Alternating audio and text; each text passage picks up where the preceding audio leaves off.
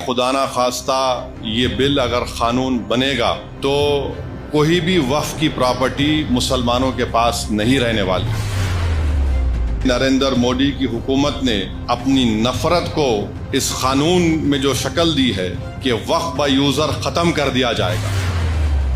अब वक्फ by user अगर खत्म होगा तो सबसे पहले निशाने पर है हर मसलक का मदरसा। जो बीजेपी की हुकूमत पूरे मुल्क में वक्फ की जायदाद का जो बिल लेकर आई है, मैं सिर्फ मुख्तसर से अल्फाज में अपनी बात को बोलकर यहाँ से रुखसत हो जाऊंगा कि अगर ये खुदा ना खास्ता ये बिल अगर कानून बनेगा तो कोई भी वक्फ की प्रॉपर्टी मुसलमानों के पास नहीं रहने वाली, सब हुकूमत के कब्जे में चला जाएगा। और जिस मंसूबाबंद तरीके से नरेंद्र मोदी की हुकूमत ने अपनी नफरत को इस कानून में जो शक्ल दी है कि मिसाल के तौर पर वे कहते हैं कि वक्फ बाय यूजर ख़त्म कर दिया जाएगा। अब वक्फ बाय यूजर अगर ख़त्म होगा तो सबसे पहले निशाने पर है हर मसलक का मदरसा। मदरसा किसी की ज़ाती मिल्कियत नहीं होती है, तो हर मसलक का मदरसा इनके निशाने पर है। बोलेंगे नहीं, अब वक्फ बाय यूजर का कानून सेक्शन 3 को हमने ख़त्म कर दिया, अब हम तय करेंगे कि कौन उसका मालिक है।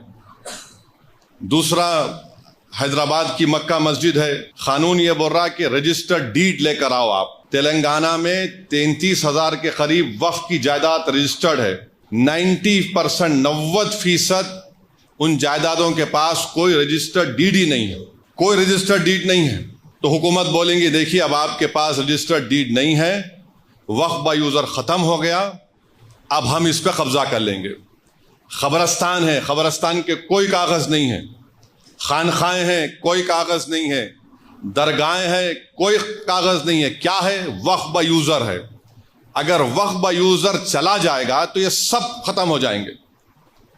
और ना सिर्फ ये ख़त्म हो जाएंगे बल्कि खुदा ना खास्ता जितनी मस्जिद की कमेटियां हैं उसमें भी वो लोग बोलेंगे कि हम बीजेपी के लोगों को कमेटी का मेंबर बनाएंगे। आप नमाज पढ़िए, इससे आपको क्या करना है। और ये बिल में यहां तक लिखा गया है कि इस अगर वो कानून बनेगा तो उसके रूल्स भी नरेंद्र मोदी दिल्ली में बैठ के बनाएंगे।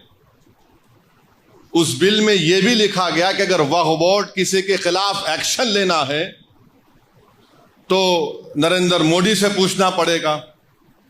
उस बिल में यह भी लिखा गया है कि सेंट्रल वक्फ काउंसिल में सिर्फ एक मिनिस्टर को छोड़कर, वजारत अखिलती बहबूद के मिनिस्टर को छोड़कर सब मुसलमान मेंबर बनते हैं।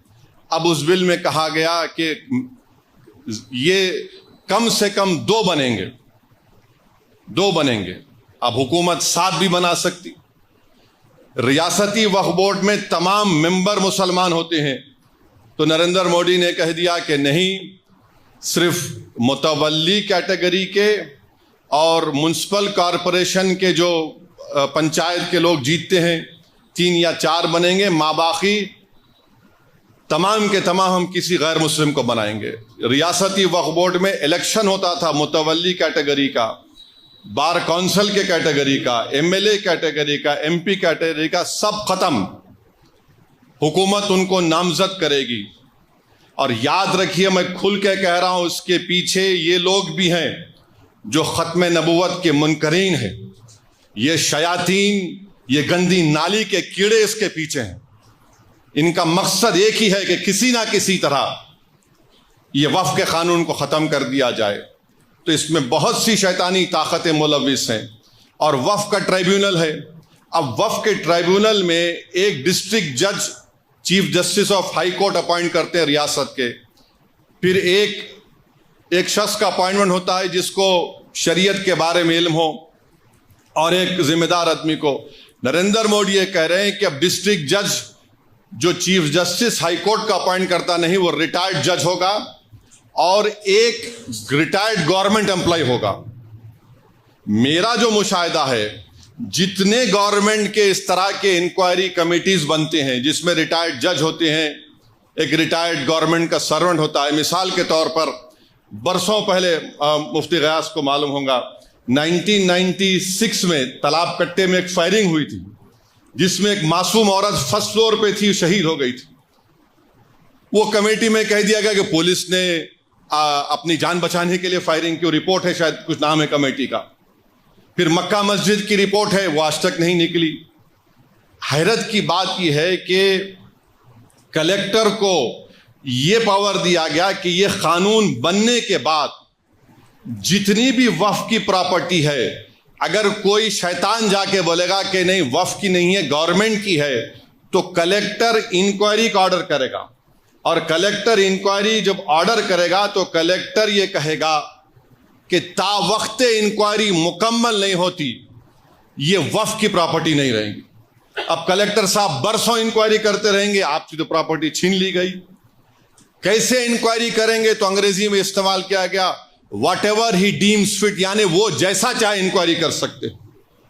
قانون کا ایک بنیادی اصول ہے کہ کوئی بھی اپنے مسئلے میں جج نہیں بن سکتا، مگر کلیکٹر کو اب منا رہے ہیں.